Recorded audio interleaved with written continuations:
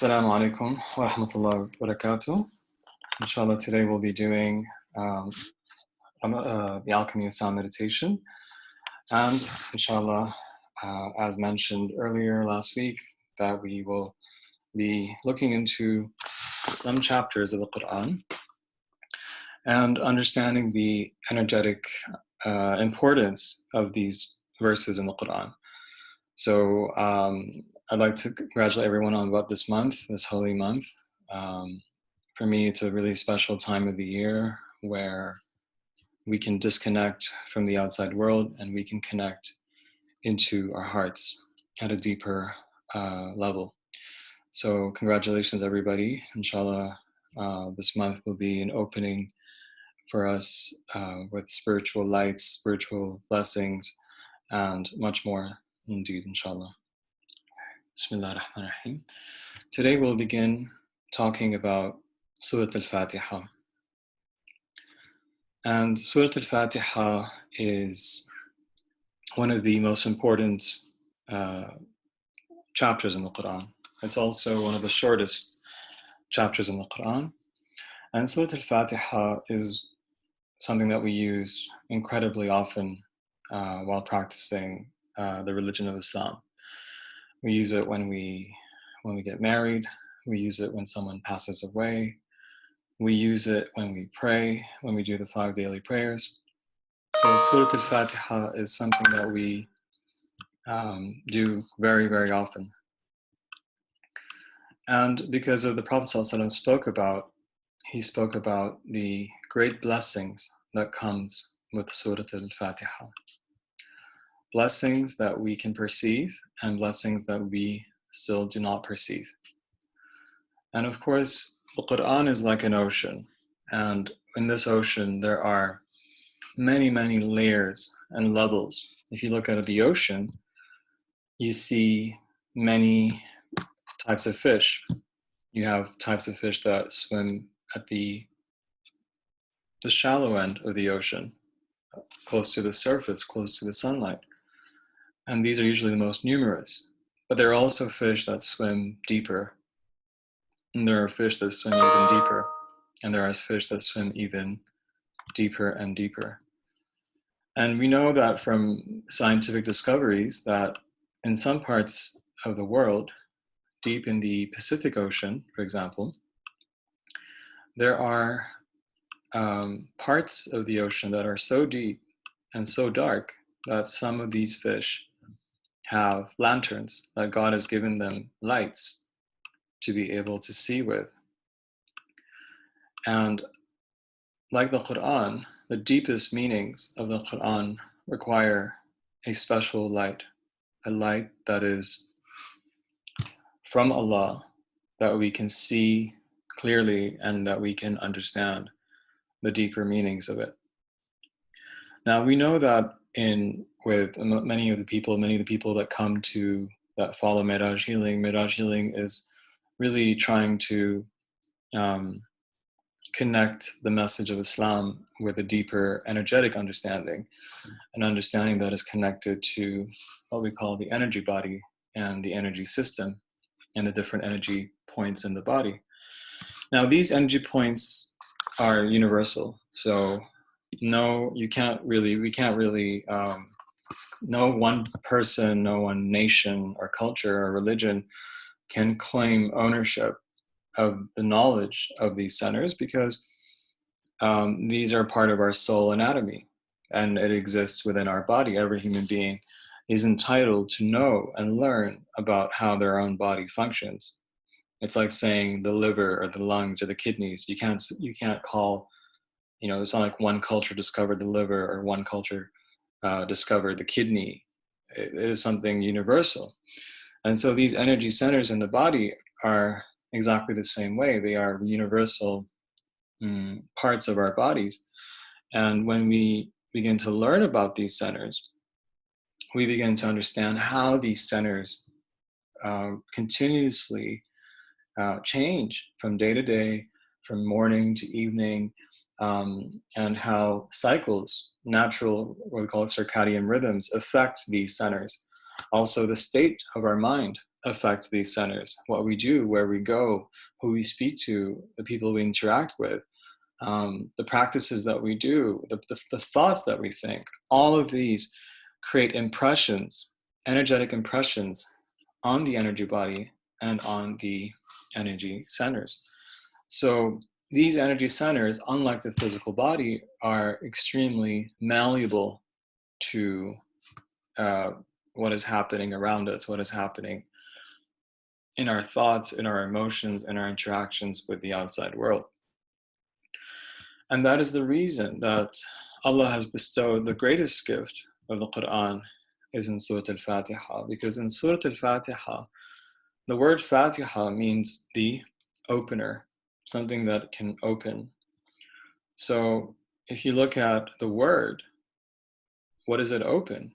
Did anyone ask this question? What does Surah Al Fatiha open? Is it opening the Quran? Because it's the first chapter of the Quran, that means that we will begin opening the book of the Quran with the Fatiha? Or is it something else? Is there a more deeper meaning towards Al-Fatiha? And Al-Fatiha is similar to Al-Muftah. It is a key. A key is something that you use to unlock something, to unlock a certain door.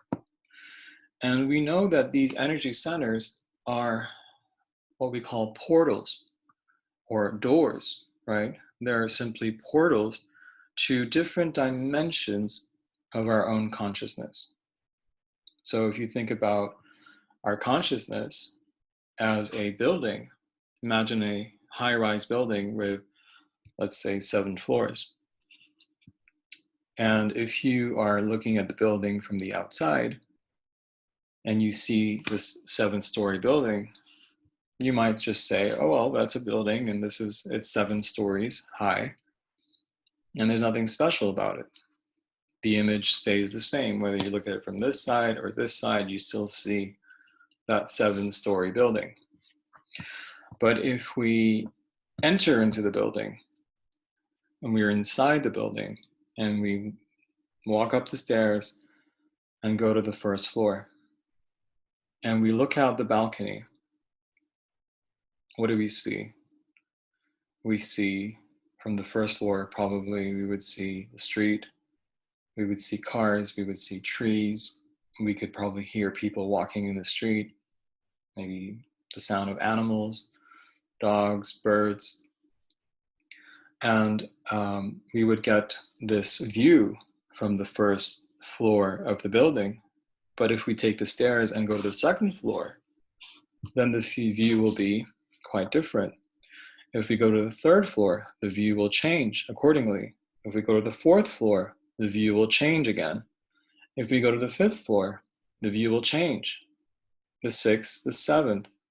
So if I look at the world from the 7th floor, it will be very, very different from the view on the first floor.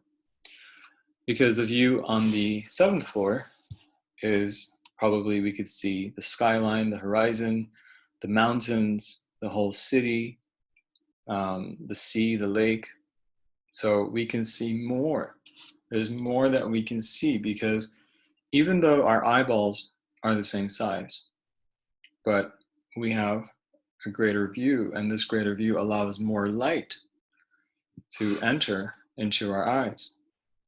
And since we can see, what is light? What is seeing? Seeing is simply looking at the reflection of light on the mountain, on the harbor, on the mountains, on the valley or the park or whatever it is that we're looking at. It is simply a reflection of light that is entering into our eyes. And now we have a bird's eye view, or we have a panoramic view that is quite unique to what we would see on the first or second floor.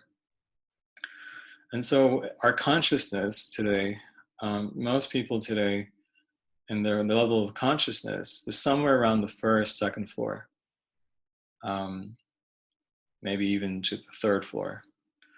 So their major preoccupations are around the root center, the sacral center, and the solar plexus, which are all part of the lower self, what we call the ego complex or the lower self. And so they are basically strongly identified with their egos, and they are strongly identified with the perceptions about financial security, about pleasure, the things that they would enjoy doing, the things that give them pleasure, which is the sacral, the identities that they have, the jobs they perform, the roles they have, whether it's being a father, mother, son, a brother, or even, a doctor or a janitor, or any kind of these jobs that we do. We've identified ourselves so much, so deeply with these outer identities, which are just simply jobs. They are simply skills that we've obtained to help us, give us rizq. They help us in our dunya. Do they help us in our akhirah? Maybe yes, maybe no. But primarily, not really. So the identity that human beings have today, the other day I had a friend of mine who was telling me how she spoke to a therapist and she was speaking about her life purpose. And it was a really interesting conversation, because people are so driven to finding what is their life purpose. What is it that makes us so special? What is it that makes me unique? What is my life purpose? Am I destined to become the president? Am I destined to become the founder of this or the founder of that, or the creator of this or the creator of that? We are constantly looking for meaning in the outside world. And we're constantly trying to create this purpose that's driving us, that tells us that this is me, this is my identity, that I am a healer, and therefore, or I am a coach, and therefore this is my life purpose, is to help people and bring them knowledge about themselves and empower people. Well, sure, I mean, it sounds like a very enjoyable prospect. It does give pleasure, for sure. But what is the life purpose compared to your soul purpose? And this is something that I really want to speak to you about today, is about soul purpose. That we are all souls, and we're all here on this planet for a purpose. And the Quran doesn't say, oh, well, it is your life, some people's purpose is this and some people's purpose is that. Allah speaks generally and addresses all humanity with one common soul purpose. And he says, وَمَا خَلَقْتَ الْجِنَّ وَالْإِنسَ إِلَّا لِيَعْبُدُونَ. We have not created mankind and the jinn, our other dimensional beings, except to worship me, to worship Allah, to worship the Creator.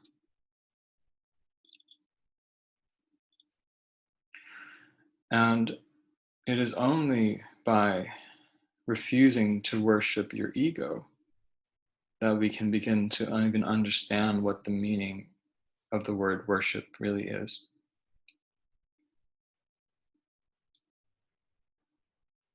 So most people today, if they say, who do you worship? They'll say, of course, we worship Allah. And some people will say, my God is a Christian God. My God is the Muslim God. My God is the Jewish God. My God is the Hindu God. My God is the Buddhist God. And different people have different ideas about their gods. But all religion is a trap, because religion can only give you the instructions. It can give you, show you what we call ilm al-yaqeen. It is the certainty of knowledge. We are certain that God is one because it is mentioned in this book. We are certain that God is one because it is mentioned in this book. And those who believe this book will believe that this book is sent by God, because if you are a Muslim, then therefore you must believe that this book was sent by God. If you are not a Muslim, then you don't believe this book was sent by God. So as Muslims, you must believe that this book was sent by God, and that therefore whatever is written in the book is true. And that is called the knowledge of certainty. Ilm al-yaqeen. But somebody else will say, no, I'm not quite sure. I don't even know if this book was sent by God. How do I know? I think the Bible was sent by God, but not the Quran. Because they have a different perspective. They have a different upbringing, a different experience.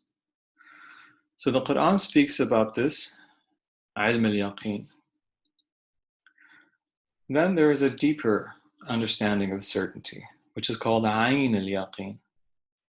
What does the ayn al-yaqeen mean? It is the eye of certainty. The eye of certainty. That means if you see something, if you witness something, then you have a direct perception of that thing. And therefore, this is not something that you've heard about. For example, the Quran has many stories. But if you have a dream and you see these stories unfold, then therefore you will probably have a better, more certainty that these things truly did happen. Some people who see the Prophet Muhammad, for example, sallallahu alaihi wasallam, in a dream, are like, that's it. I saw the Prophet in the dream. Therefore, it must be true. It must be, or I've seen the Sheikh in my dream, or I've seen this in my dream. Therefore, these are signs that show me, give me certainty of what I need to do. Or people who pray istikhara, and they get a certain dream and they see something, and then they understand that that is what they should do. That is the answer they're looking for, the sign they're looking for, the ayah. But Allah goes further than that. And He says, there is also haqq al-yaqeen, the truth of certainty. And the truth of certainty is something that we can only experience by experiencing it ourselves. To really experience, to be put in that place, to be put in that situation yourself, to live that experience, to live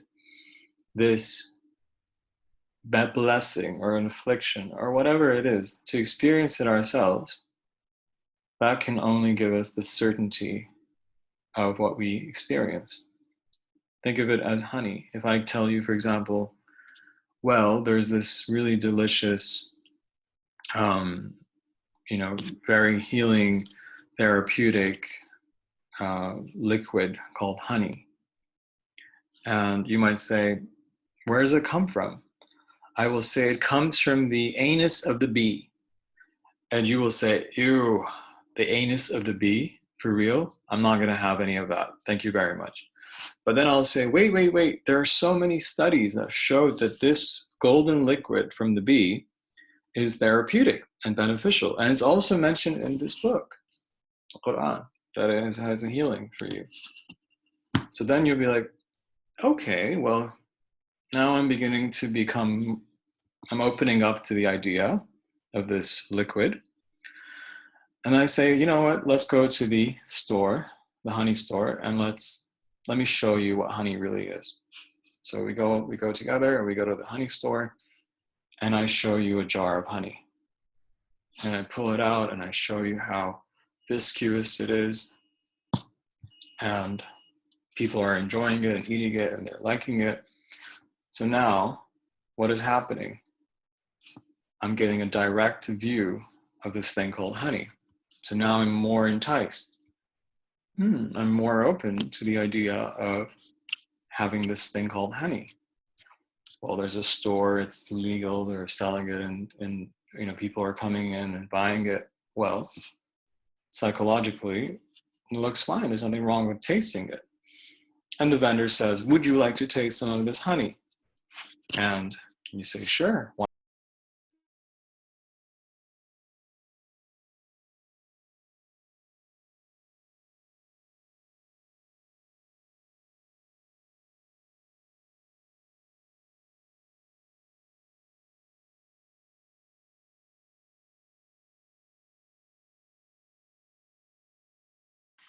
Sorry about that, internet connection.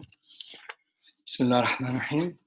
And so when the vendor says, would you like to try this honey? And the person tastes the honey, then they'll have a direct experience of what honey really is.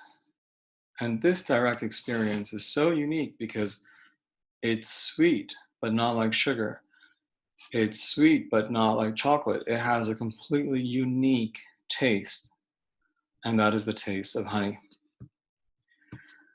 And this is the difference between spirituality and religion, is that religion is something that we hear from imams, priests, and so on, from pulpits, from books and articles.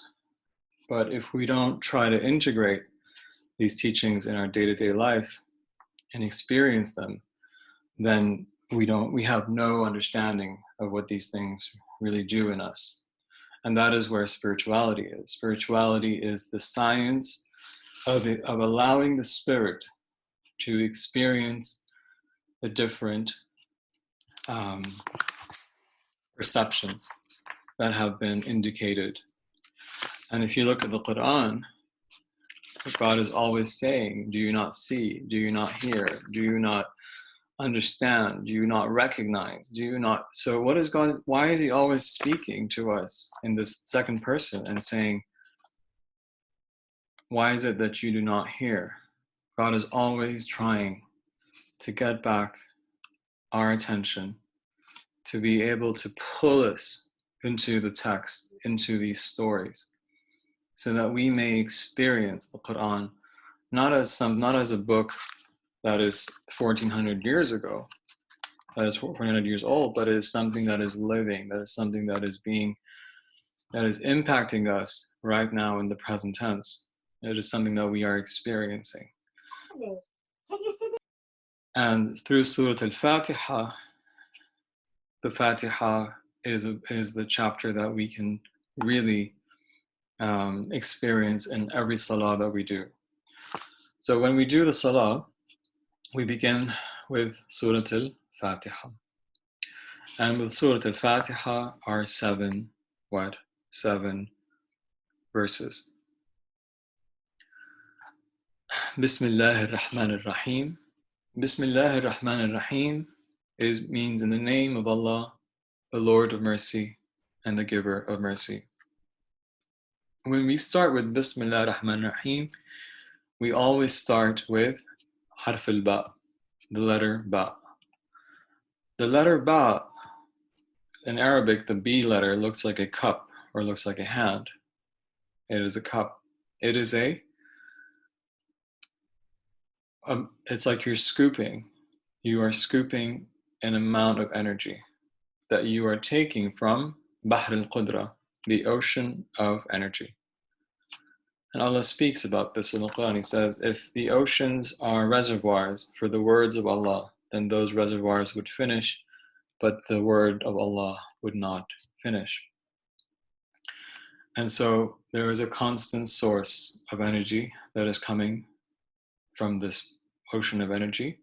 And every time we say Bismillah ar-Rahman ar-Rahim, we are actually allowing this energy to flow onto our bodies and into our crown. So it begins with the crown center, and that is really the opening of the crown, the opening of the energy field with Bismillah ar-Rahman ar-Rahim. Alhamdulillahi Rabbil Alameen. Alhamdulillah Rabbil Alameen. Praise be to Allah, the Lord of the worlds. And hamd is something that is equivalent to shukr. When we are hamid, we are also shakir. It's a form of gratitude. When you praise something, you are praising it for its great value, for its great benefit. You are thankful of its existence. And this is what hamd is. And hamd is something that opens up the heart, but also opens up the crown. So the crown and the heart are both connected through hamd. Alhamdulillah Rabbil Alameen. Ar-Rahman, Ar-Rahim. Going into the third eye and the throat, Ar-Rahman, Ar-Rahim, because Rahmah is the true meaning. Rahmah means mercy. And the true meaning behind everything, that God created the whole universe out of his love and out of his mercy. And we look at the world today, we say, where is God's love? Where is God's mercy? How can this be? And those who understand the deeper meanings of things will begin to understand what Rahmah is. The Quran is not apologetic when God says, "Min sharri ma khalaq,"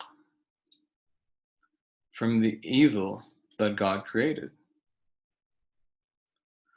Evil is allowed to exist in this plane. Good is allowed to exist in this plane. Why did, when Lucifer rebelled against Adam, why did he say, "Let me stay until the end of time. Persevere me, let me be here. Let me tempt Adam until the end of time. Let me prove to you that what you created was unworthy." And God said, "Of course, you have this request." Why couldn't he just blast him out of existence? And that's it. This whole thing would have been over with. We wouldn't have to deal with shaitan, with evil, with all these things. Why did he give him respite? Because this is considered to be part of this plane of existence. The evolutionary lessons we have to learn on this planet is that evil does exist. And that Allah says, وَخَلَقَ الْحَيَاةَ وَالْمَوْتَ لِيَبْلُوَكُمْ أَيُّكُمْ أَحْسَنُ عَمَلًا, to test you, to see which of you أَحْسَنُ عَمَلًا, which of you is best in deeds, which of you will you go towards goodness or will you choose evil? And this is the greatest power that human beings have. And the angels said, "Why do you do that? You give them too much power. You give this Adam so much power and he's going to make a mess of it. He's irresponsible. He doesn't know what's good for him. He doesn't know what's bad for him. He's going to confuse the whole thing.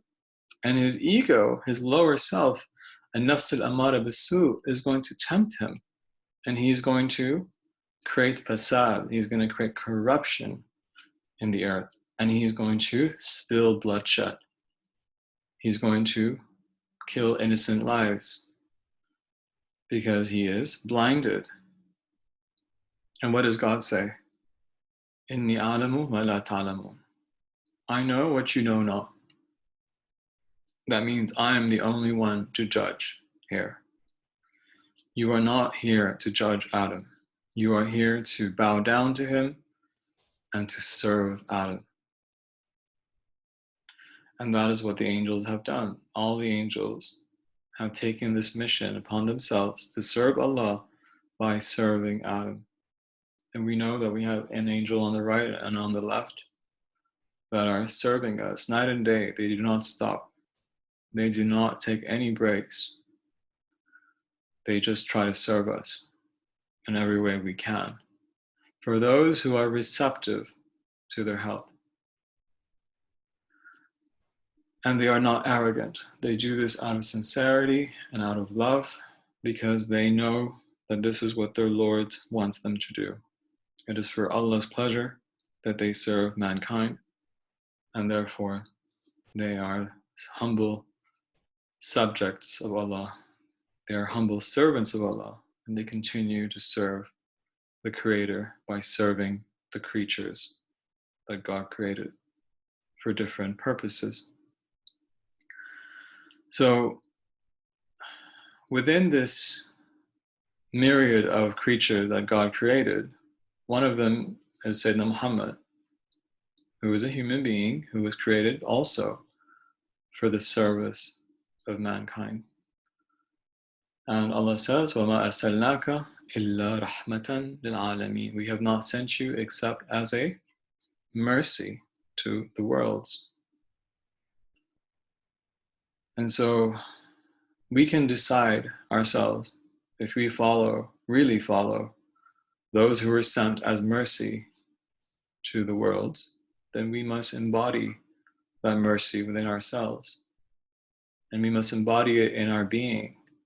But we must also embody it towards ourselves, that we must become merciful towards ourselves first. If I can show myself mercy, then I can experience mercy. And if I can experience mercy, then I can experience healing. And if I can experience healing, then I can experience love. And if I can experience love, then I can experience light.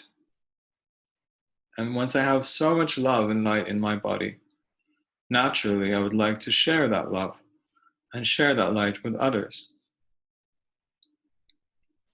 And like a candle with a flame, each candle lights. With one candle, you may light 1,000 candles with that same flame. And this is exactly what the prophets have done. They were only one man, and one man can change the world. If the light and the love and the mercy is bright enough and sincere enough, miracles can occur.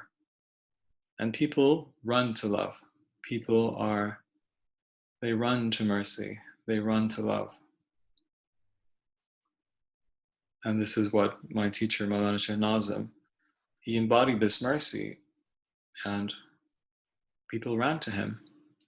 People came to him to learn how to love themselves, how to be merciful to themselves.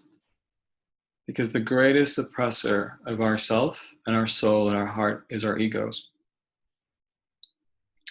So Ar-Rahman, Ar-Rahim. Many people ask me, how do I open my third eye? Well, a very simple question: disobey your ego. Every time your ego says, go to the right, you go to the left. Your ego says, go to the left, you go to the right. If you just disobey your ego, follow the opposite of what your ego wants you to do, and you will be aligned with your higher will. It's that easy. Once there was a story of a Jewish man who was a clairvoyant at the time of the second caliph, Sayyidina Umar. And at the time, Sayyidina Umar had quite, he's a very Jalali, very kind of bossy, strong kind of man. And so he heard rumors and news about this Jewish man. And he thought he was a charlatan. He thought he was just a magician or a charlatan or something. So he goes to his house, ready to arrest him. And he stands outside his door. And he hears a voice from inside that says, Ahmad, have you come to kill me? And Ahmad was startled. Sayyidina Ahmad was startled by hearing this. And he said, no, you are safe. How did you know that it's me? And he says, open the door and I'll make sure you're safe. So he invites Sayyidina Ahmad into the house. And he says, well, God has given me this skill to see behind walls, because I simply disobey my ego. If my ego wants, if oranges are, for example, shown to me, and I ask my ego, should I eat this orange? And if my ego says no, then I eat it. If my ego says yes, then I don't eat it. And so by skillfully speaking to his lower self and seeing what it wants and doing the opposite, he was able to disempower his lower self and empower his higher self. And so Sayyidina Umar was very, very impressed by this man. And he said, well, Islam would really benefit by having someone like you with your sincerity and your skills. And he invites him to Islam. And the Jewish man says, well, let me think about it. Give me 3 days and I'll give you an answer. And so 3 days later, he comes to Sayyidina Umar and says, okay, I accept Islam. And Sayyidina Umar was impressed. And he says, how did you, why did you make that decision? And he said, well, I did the same thing. I asked my ego if I should follow Islam, and my ego said no.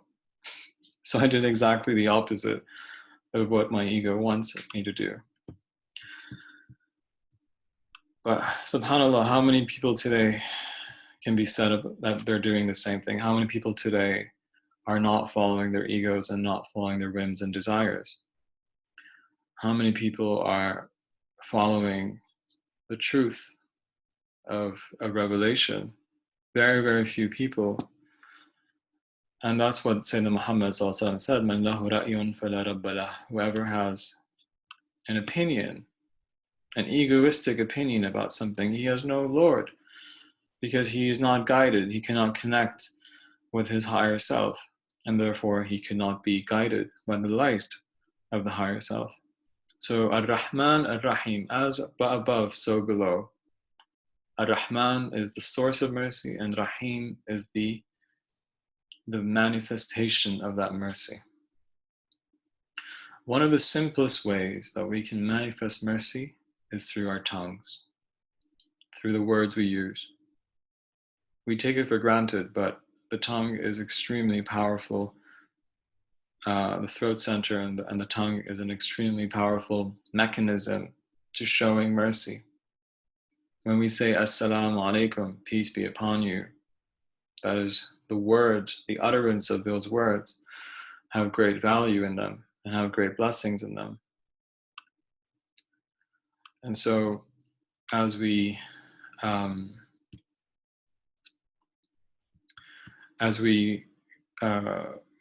go through our days and we make sure that we use merciful words to express ourselves, and also merciful thoughts about ourselves, and that is really, really important.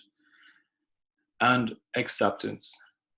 What blocks this throat center is a lack of acceptance. When you don't accept, when you have this resistance to what is, you have resistance to the things that have happened. Whatever happened, happened, and you must accept it. Now, what you decide to do, how you decide to create a new relationship with your creator, a new relationship with people, that is up to what you want to create in terms of the words and the stories that you want to create for yourself. And so this will really open up the throat center. The verse after that is Maliki Yawmiddin. Maliki Yawmiddin. Maliki Yawmiddin means it comes from mulk, the word mulk in Arabic.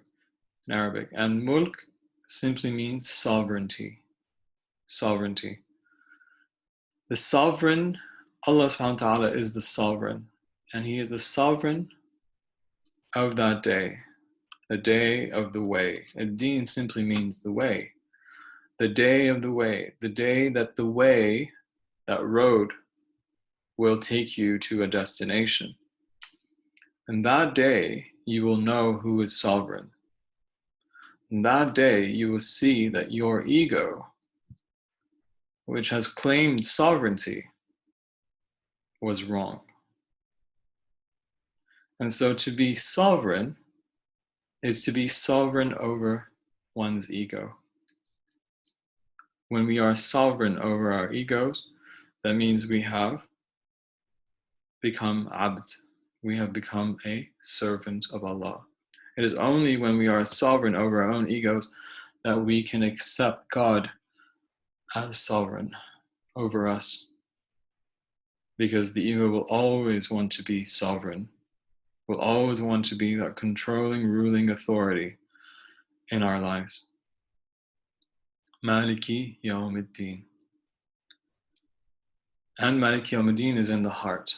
So when the heart center is open, when the heart center is big and is over the solar plexus, which is the ego, then when the higher self is bigger than the lower self, is sovereign over the lower self, then we can be in a state of connection with God and therefore be in control over our lower self. So everything now so far is actually saying what? Bismillah ar-Rahman ar-Rahim, Alhamdulillah Rabbil Alameen, Ar-Rahman ar-Rahim, Maliki Yawmiddin. Everything is speaking about what? It's speaking about God.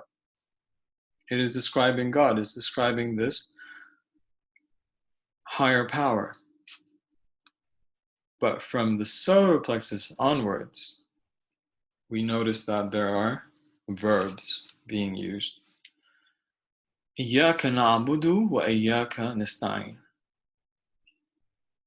So now that we've identified what God is, that God is sovereign, that God is the source of mercy, that God is merciful, that God, all praise belongs to God, that God is the Lord of the world, that God is the supreme power, the supreme name.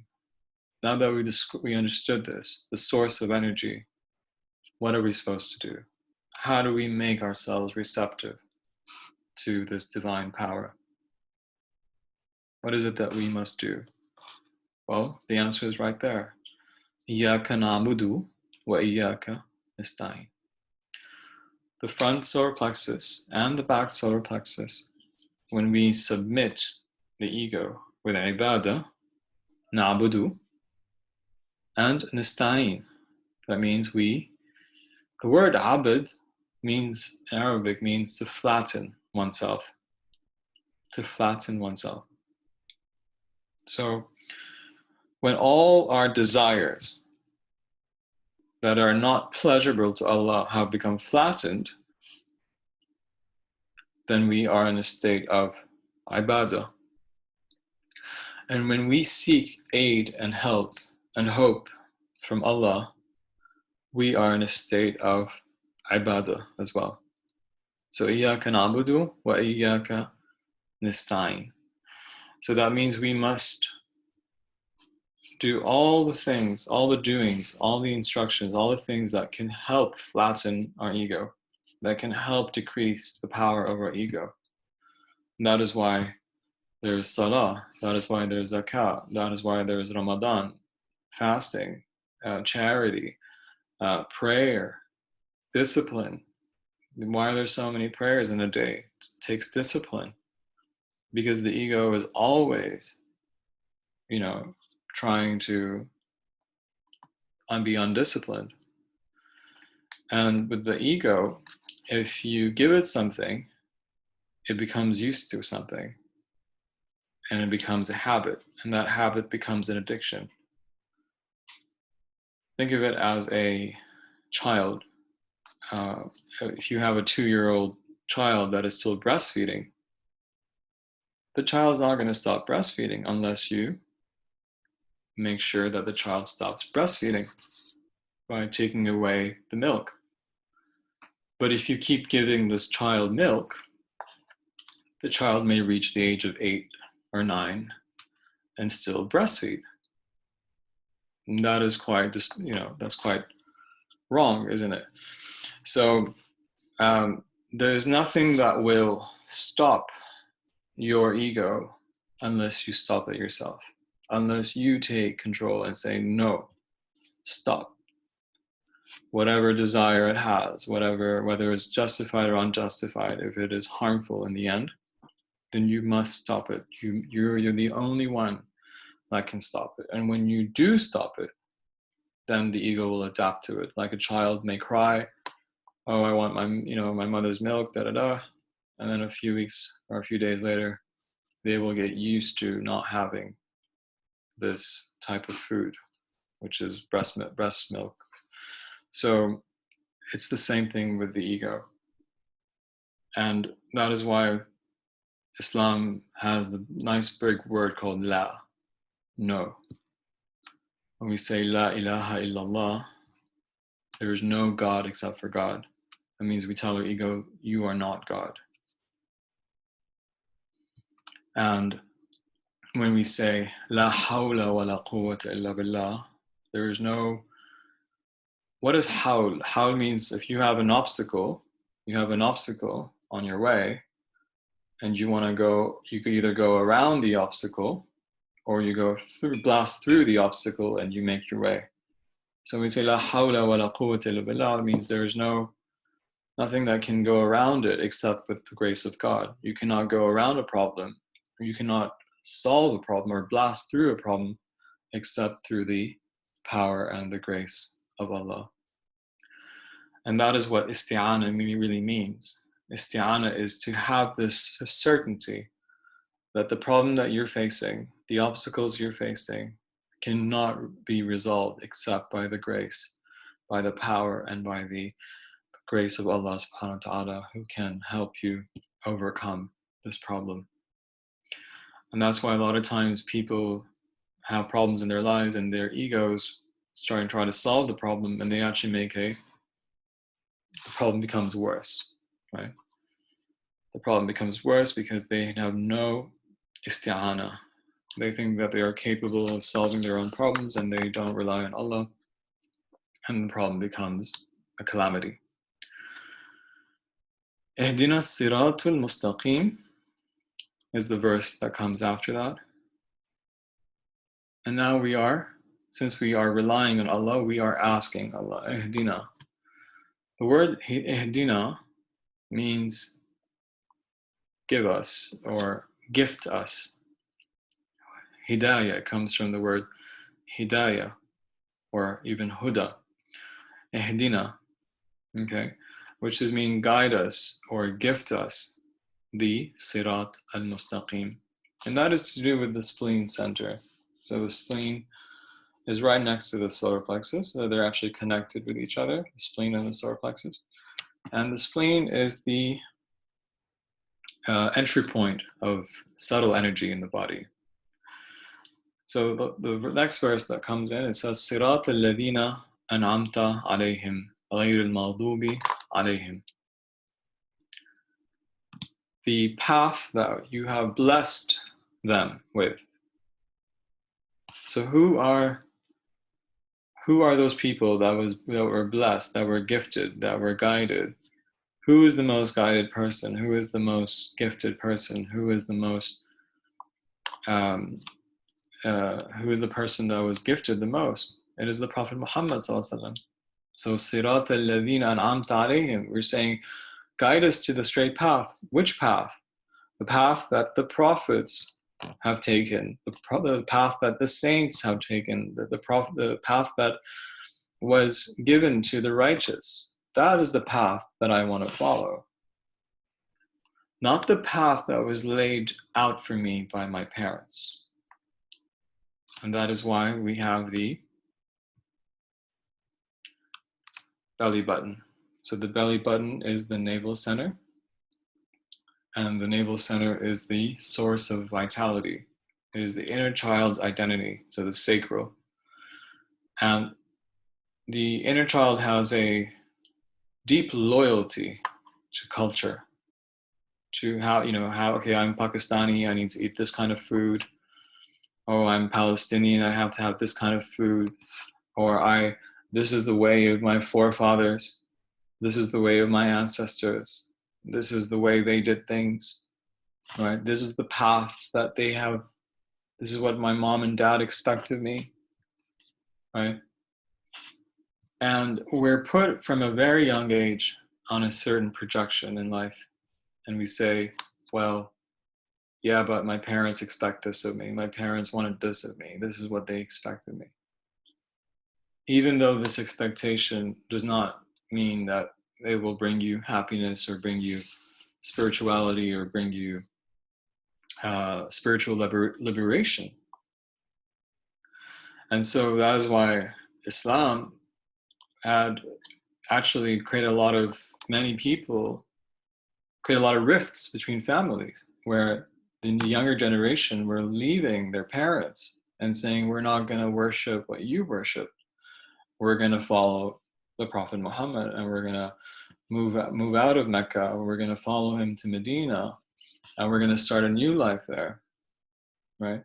So following creating that loyalty, that visceral loyalty with the Prophet and his family and his companions is really the way that we can get that vital energy, that energy that we can be perseverant in our sincerity. Because if we don't have that human connection with these people, then we will lose our resolve and our egos will take over again. غير المغضوب عليهم ولا الضالين. غير المغضوب عليهم ولا الضالين. Without the ones who've incurred your wrath. So now we're going into the sex center. The sex center is really one of the most I think controversial topics today in a lot of Western liberal societies, where it's like, okay, it's my body, I can do whatever I like with. Well, yes, you can, but does that mean that? What is the reaction? What about the soul that is in the body? Well, the soul doesn't like what you're doing. The soul doesn't feel good about what you're doing. The soul feels sullied and dirtied by what you're doing. So even though it's giving your body great pleasure, you've hijacked the soul. You've hijacked the soul and the heart on this little, this affair, or this thing that you've done, or this haram that you've committed. So the soul is hijacked by that, and the soul is completely disturbed, and the soul is outraged at you. The soul is outraged that you have decided on its behalf to go and commit fornication or zina, or to engage in anything that's haram. So it's not only about sexual pleasure, but it's also about what? Pleasure of the ego. So it could be alcohol or drugs or anything that is an illicit pleasure for the body that will make your soul enraged with you. And that is why people who still have souls that they're connected with, they would feel remorse, they would feel guilty. So guilt is the energy of guilt is what blocks the sacral. Now, why does the energy body produce guilt? To make you, to stop you, to help try to stop you from committing this act again. That is the only reason that it's there. But when there is halal pleasure and there is haram pleasure, and a lot of times people feel guilty for even committing halal pleasure because of their culture, because of their upbringing, because of whatever. Maybe they're workaholics, and if they take some time off and just relax, they'd feel guilty. Or maybe they have the savior complex, and they want to save everybody. And when they can't save the people around them, they feel guilty, right? So we have to make this distinction between halal pleasure and haram pleasure, and guilt that is used for haram pleasure is beneficial, but guilt that is used for halal pleasure is actually unbeneficial.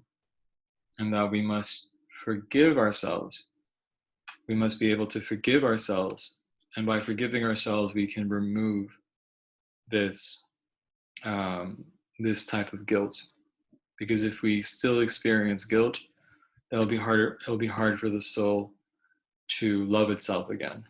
Because how will the soul love itself if it continuously feels guilty for things that happened in its past?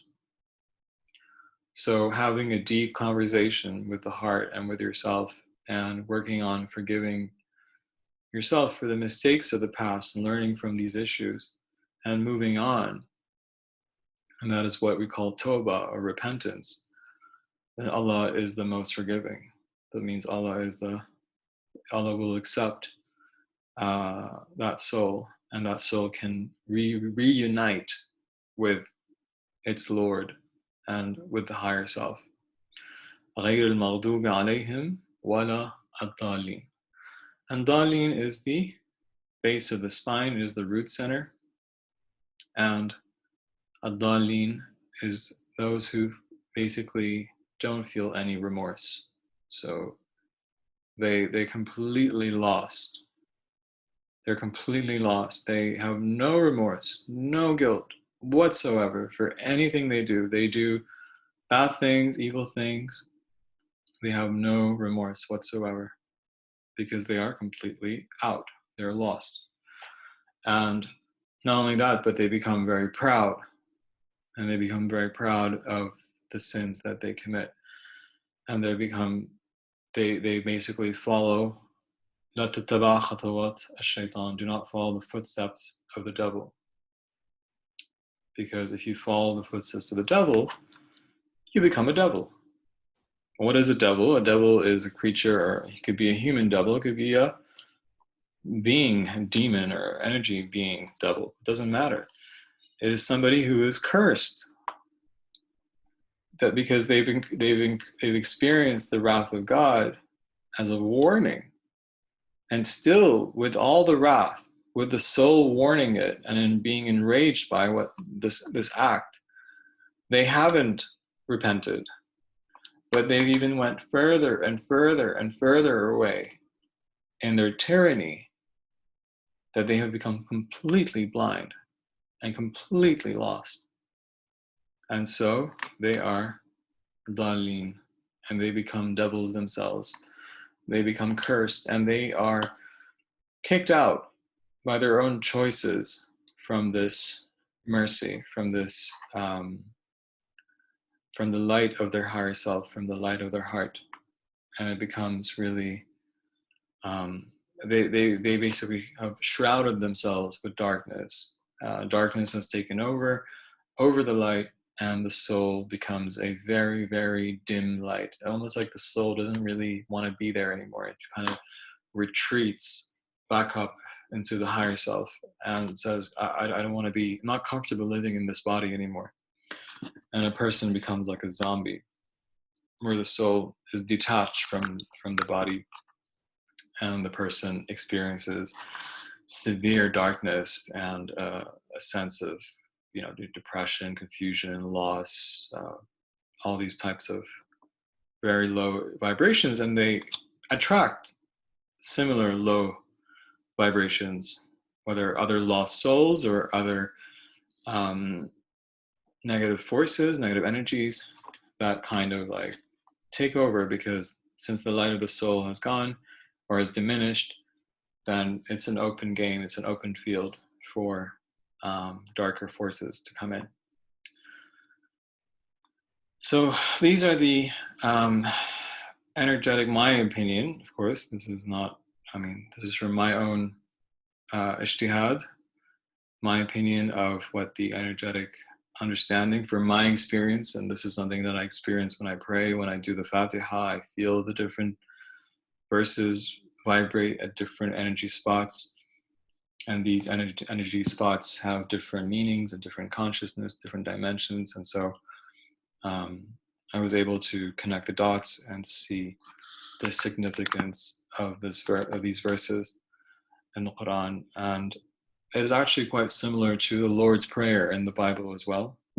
So also 7 verses, and also they have very similar energetic functions. That could be another workshop, comparing the two prayers together. So alhamdulillah, we know that there are these 7 points or 7 notes in the body, and we know that Rumi, Jalaluddin Rumi, who's a great Sufi mystic poet, had described the human being as a ney. A ney is a flute. So it is a flute, it is a reed flute. And if anybody's read Rumi's poetry, there are many, many analogies about the flute and the reed flute. And the reed flute that is longing, that is winning, that is like crying out to be reconnected to the reed bed from where it came. And inshallah, today's meditation, we're going to be doing a Ney Rumi poetry meditation, whereby we will read Al Fatiha and open up these energy points in the body, and then we will experience some Ney music, and of course the conversation between the dialogue that exists between the soul and God and its Lord, between the lover and the beloved. And this conversation is a conversation of usually lament, right? It is like, you know, when you love somebody, you know, there's the Quran speaks about, or the Sufis speak about, love and fear. How could, some people might say, well, how could you have love and how could you have fear? Aren't they opposite of each other? But the greatest love is when you have the fear of losing that love. And so the soul's greatest fear is losing the lover, is losing the beloved, is losing that connection, is losing that relationship. And so it fears to be in that state of disconnection, because we can't take that for granted. And so inshallah, we'll be doing this meditation. It's a very feminine, when I say feminine, I mean like there's yin and yang, different masculine energy, and usually the alchemy of sound that I do is very masculine energy. It's more of a kind of like a blasting type of energy. A lot of people kind of go into a trance, and I mean, that's beautiful and powerful, but this is one that is very, very subtle and very, very I wouldn't say romantic, but it is very, very soft and sweet, inshallah. All right. So if you want to just drink something or just to get ready. Okay. So if you have a meditation shawl, then, you know, cover your head with something. It will help to make your crown center bigger and stronger during this meditation. So this is a short meditation, probably just be about half an hour long, inshallah. Okay.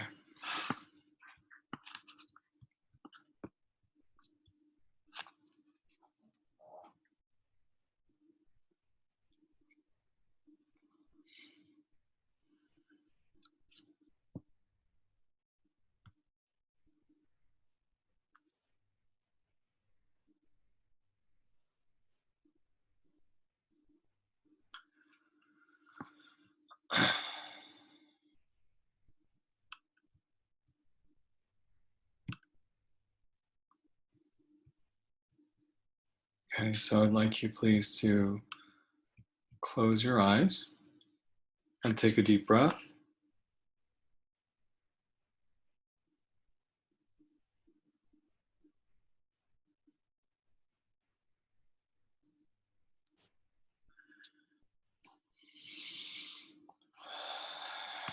Raise your hands all the way up. Inhale and stretch your spine, and exhale. Inhale, exhale, inhale, and exhale, inhale, and exhale, inhale, exhale,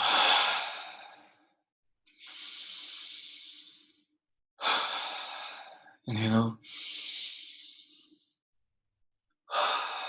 exhale, inhale, and exhale.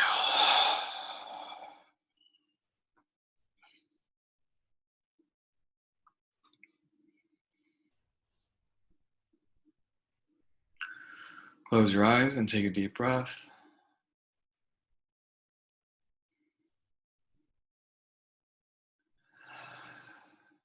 And imagine yourself walking on a long sandy beach.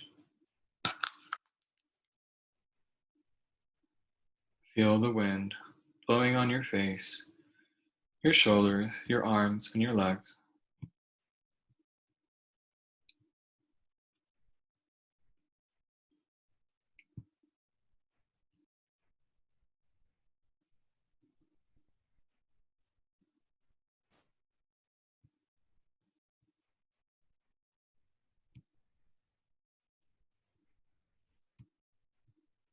And place your feet in the water, feeling the gentle waves moving now between your feet.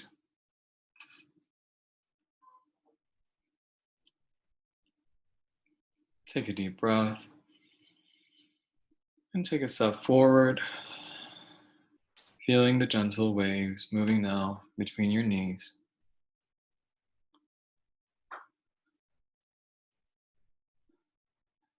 Take a deep breath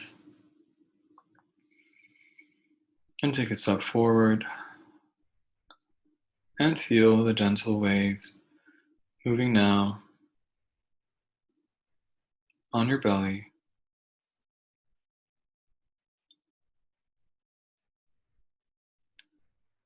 Look out into the horizon and see the sun setting in the horizon, a beautiful orange disk.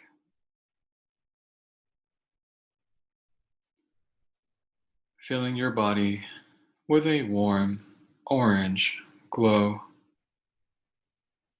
loosening all stress, worries, anger, sadness,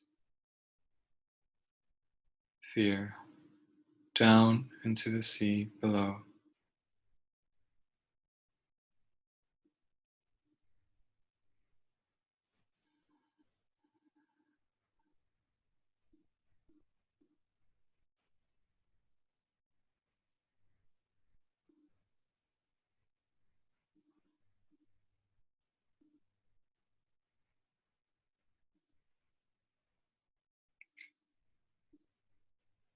Take a deep breath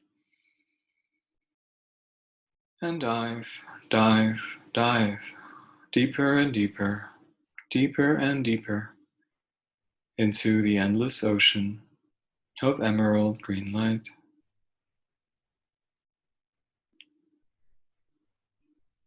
You inhale the green light into your lungs and into your heart,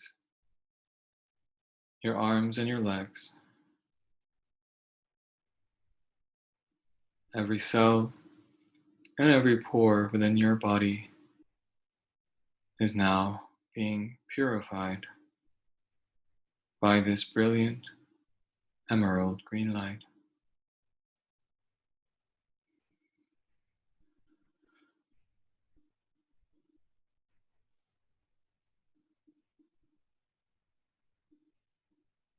Your body slowly morphs and transforms into a flute.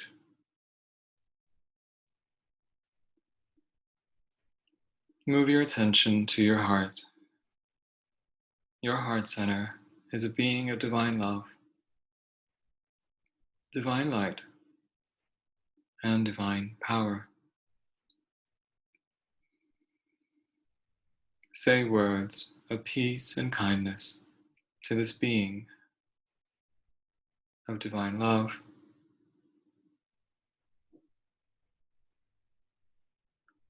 Assalamu alaikum wa rahmatullah wa barakatuh.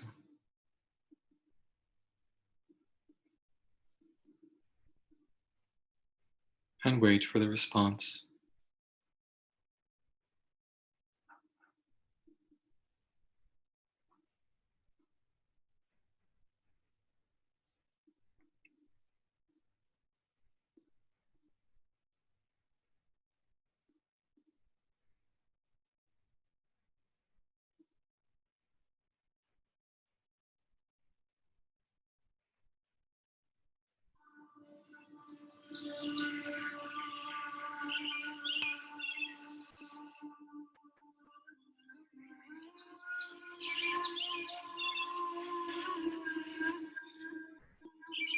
The divine light, luminous white light, begins to glow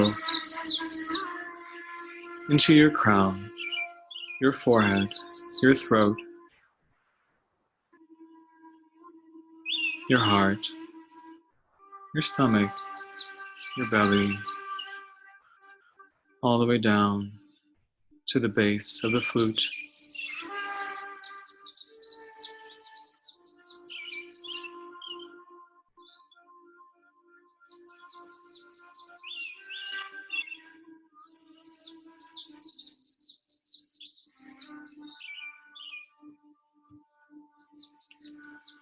Your heart is a pink rose, blooming and blossoming, petal after petal. Your crown is a white rose, blossoming, petal after petal.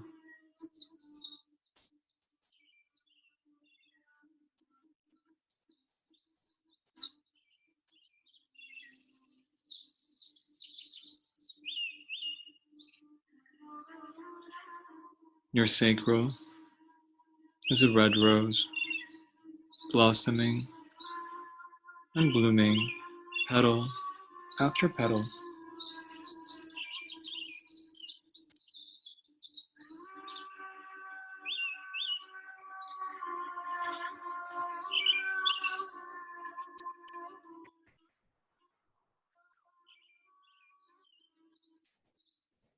Ooh.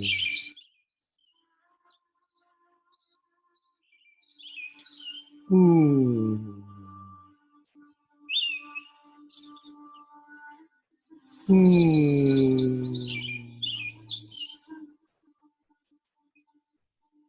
La ilaha illahu. There is no God except for who? For him.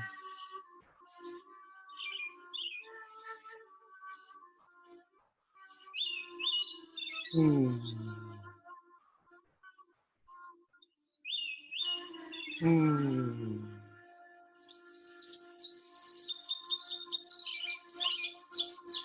Who am I? Who am I?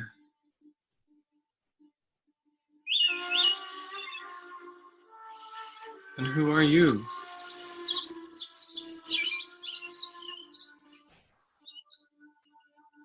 Who am I? And who are you?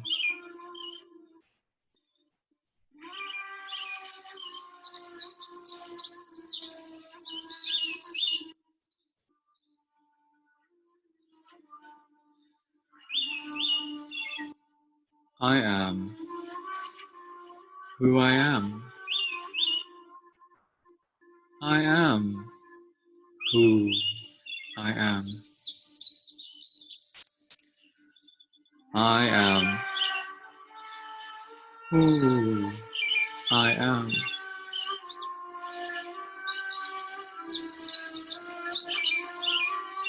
And who are you?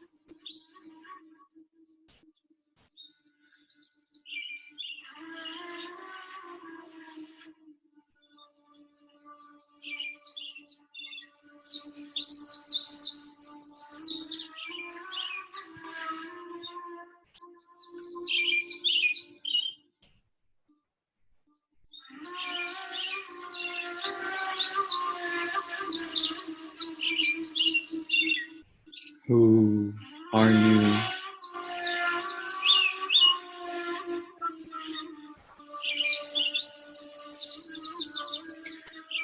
You who concealed yourself from me long ago.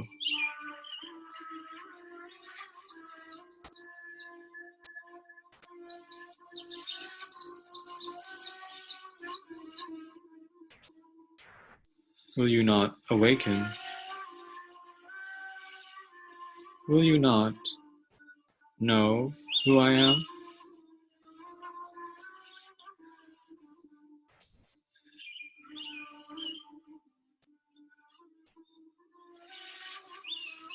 I have created eyes for you to see. Will you not see me? I have created you ears for you to hear me. Will you not hear me?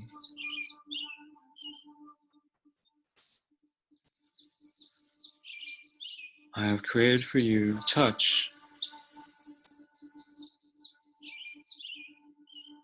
Will you not feel me?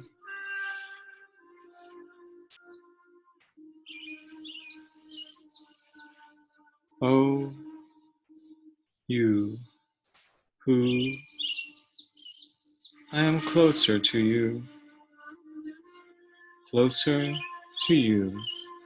than yourself. I am closer to you than your jugular vein.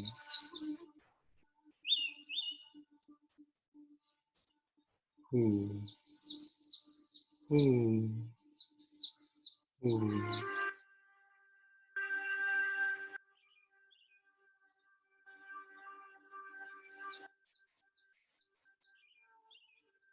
You cry out of your despair.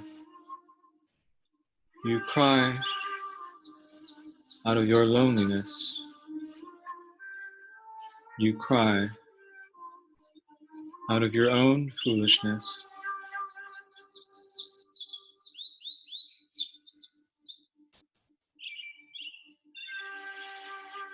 Why won't you cry for me?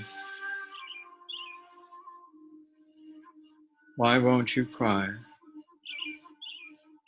for all the times you did not witness me? You did not hear me. You did not feel me. Cry for those special, all those times I called upon you and you would not listen to me. Cry then. Cry for me, for I am the only one who can hear your cry. I am the only one who knows you more than you know yourself. I am the only one who feels you more than you feel yourself.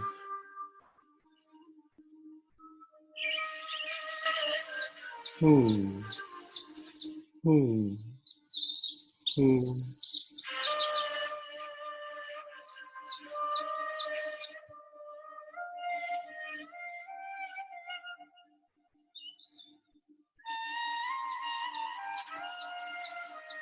Will you not take my hand and come to me?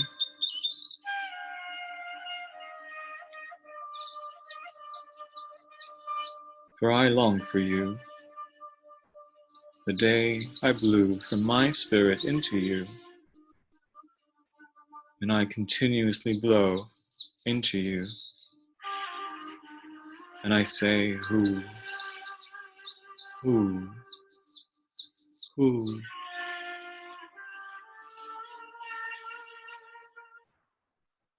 Leave this world of fools. Leave this world of right and wrong, and come to me. Be with me. my beloved, be with me, for you will not know a lover like me, for you will not know a friend who will not betray, a friend who is always close, loyal, and dear to you. Ooh, ooh, ooh.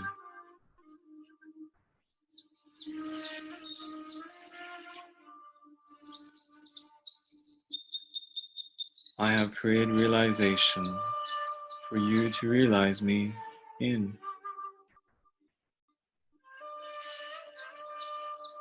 Everything wants you for its sake, but I want you for your sake. Ooh, ooh, ooh. Oh, my beloved human,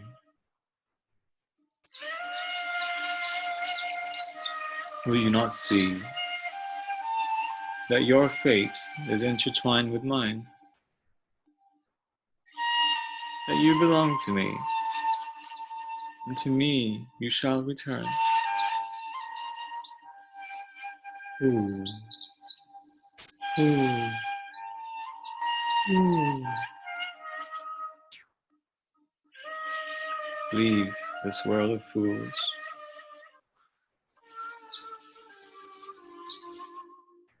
and I will open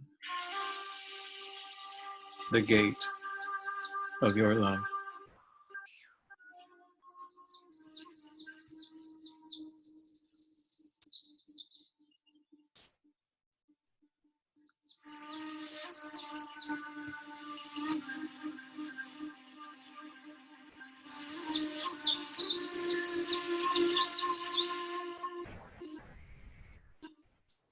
From the beginning of my life, I have been looking for your face,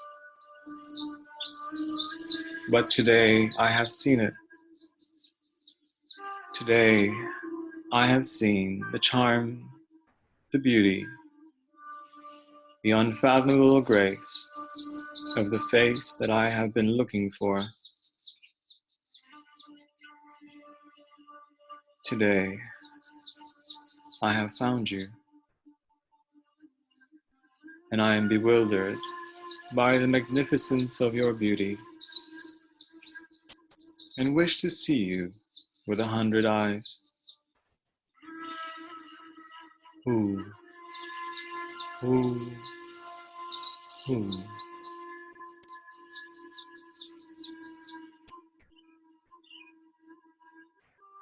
Your fragrance breath, like the morning breeze, has come to the stillness of the garden.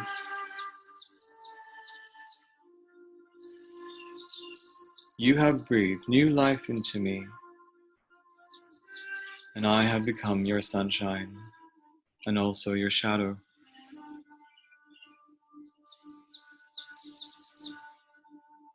Ooh, ooh, ooh. Every fiber of my being is in love with you. Your effulgence has lit a fire in my heart. I am in the house of mercy. My heart is a place of prayer. Ooh, ooh,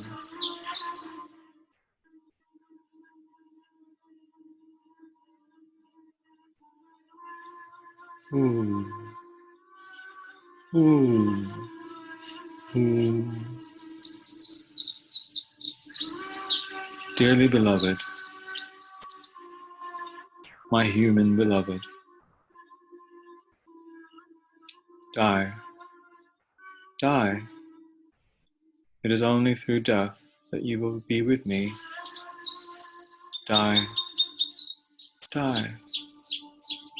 Die now, before you die. Die in this love. If you die in this love, your soul will be renewed.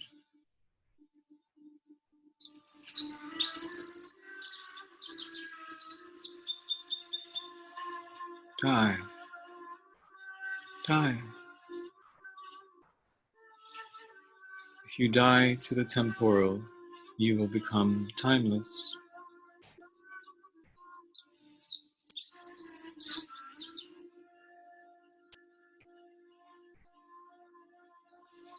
Die. Die. Cut off those chains that hold you prisoner to the world of attachment.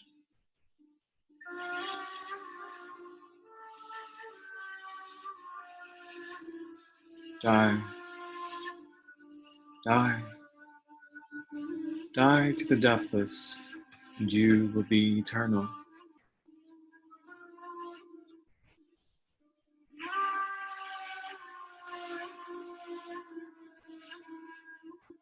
Die. Die. Die to the din and the noise of mundane concerns. In the silence of love, you will find the spark of life.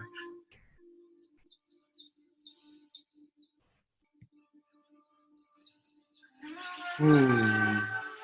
Ooh. Ooh.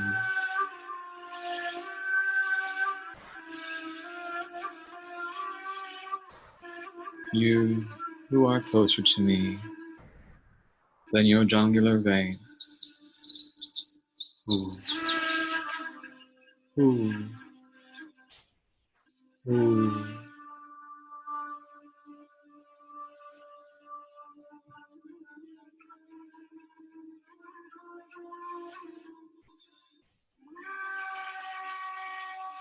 La ilaha illahu. La ilaha illahu. La ilaha illahu.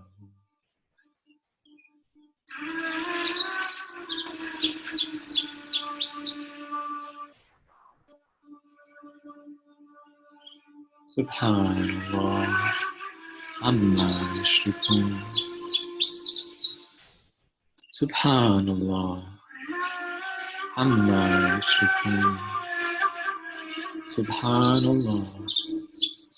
Amma yushrikun.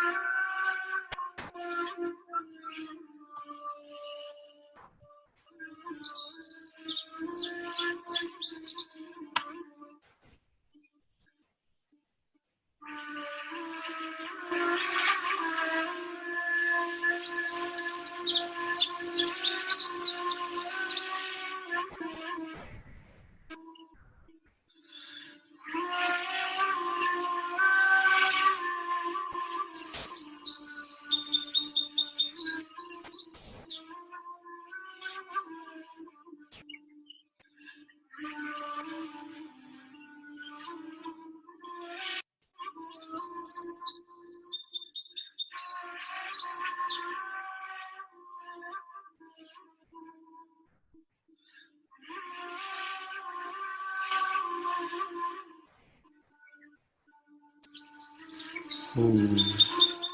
Ooh. Ooh.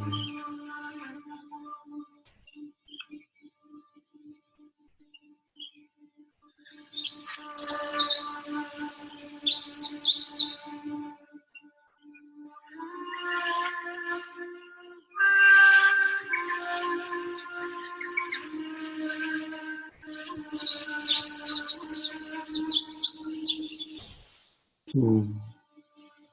Ooh.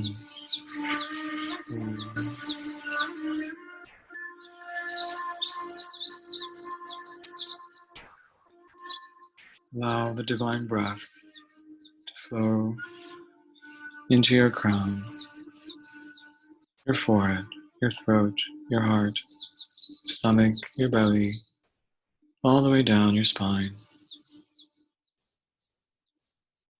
and flush away all that is unnecessary. from your body all veils of darkness, all separation, separating you from the beloved. Flush it away now from your body.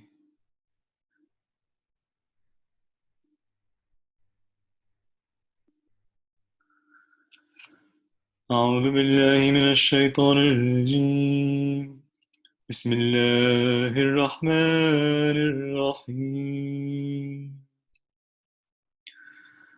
الحمد لله رب العالمين الرحمن الرحيم مالك يوم الدين إياك نعبد وإياك نستعين اهدنا الصراط المستقيم صراط الذين أنعمت عليهم غير المغضوب عليهم ولا الضالين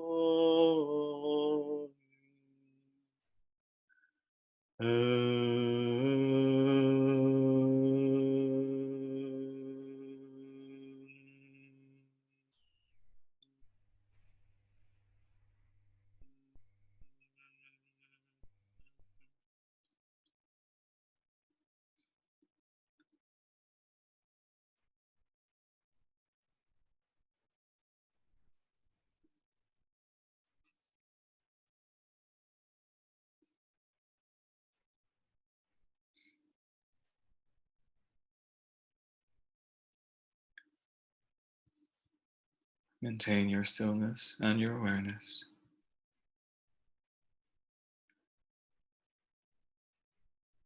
and gently move your fingers and your toes.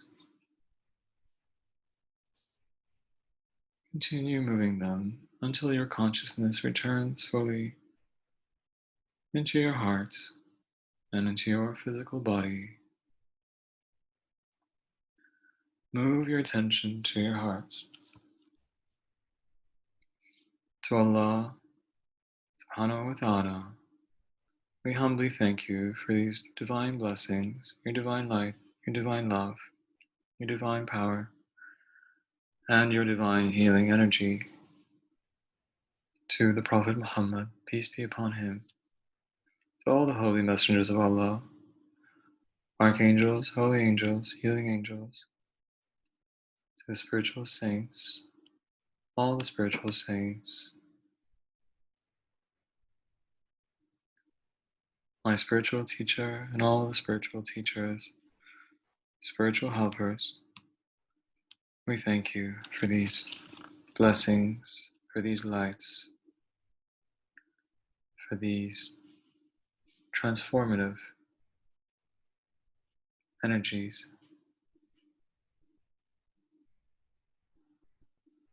With thanks, with gratitude, with love, and with faith. Fatiha. Bismillah.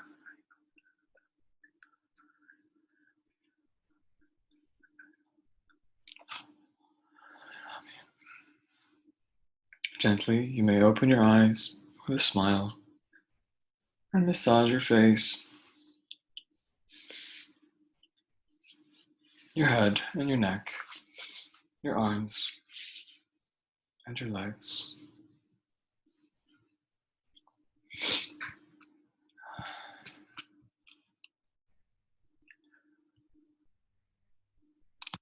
So thank you very much for everybody for attending this meditation. Inshallah, if you have any questions, you may ask me in the chat, and I can spare a few minutes for Q&A if anybody would like to ask any questions about this meditation or about any of Miraj healing services. Then inshallah I'll be here to answer your questions. Thank you very much.